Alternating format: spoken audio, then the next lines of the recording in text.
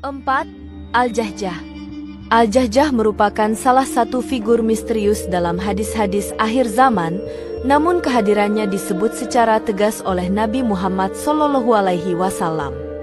Ia dikatakan akan muncul sebagai seorang pemimpin besar yang memerintah di akhir zaman sebelum hari kiamat terjadi. Dalam sebuah hadis disebutkan bahwa siang dan malam tidak akan berlalu hingga seorang lelaki bernama Al-Jahjah memimpin. Nama Al-Jahjah sendiri dapat diartikan sebagai seseorang yang keras suaranya atau yang memiliki kekuasaan yang kuat. Sosok ini sering ditafsirkan sebagai pemimpin yang muncul di tengah kekacauan global dan mengambil alih kekuasaan dengan kekuatan dan pengaruh besar.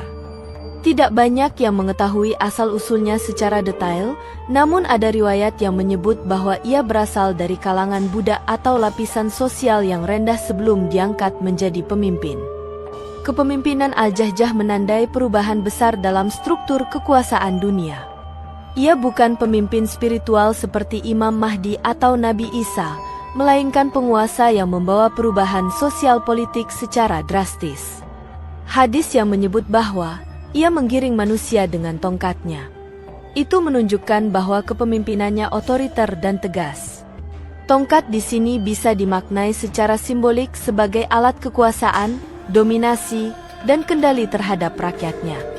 Ia bukan pembawa risalah atau keadilan, tetapi menjadi simbol dari sistem kekuasaan yang memaksa, yang tetap dibiarkan Allah terjadi sebagai bagian dari takdir akhir zaman.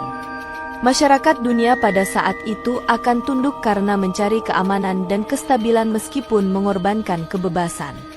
Beberapa ulama menafsirkan bahwa Al-Jahjah bisa saja menjadi bagian dari sistem global akhir zaman yang didukung teknologi, militer, dan kekuasaan politik besar.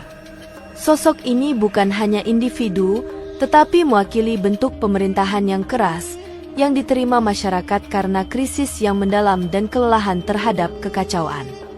Kemunculannya adalah sinyal bahwa dunia telah sangat berubah, nilai-nilai agama semakin terpinggirkan, dan keadilan bergeser menjadi penindasan yang dilegalkan atas nama kestabilan. Namun, dalam narasi hadis, ia tetap bagian dari rangkaian akhir zaman, sebagai ujian terhadap keteguhan iman manusia dalam menghadapi penguasa yang tidak membawa cahaya kenabian. Kehadiran Al-Jahjah bukan untuk ditakuti secara fisik semata, namun menjadi bahan renungan bagi umat Islam agar tidak tergoda oleh kekuasaan duniawi yang bersifat memaksa.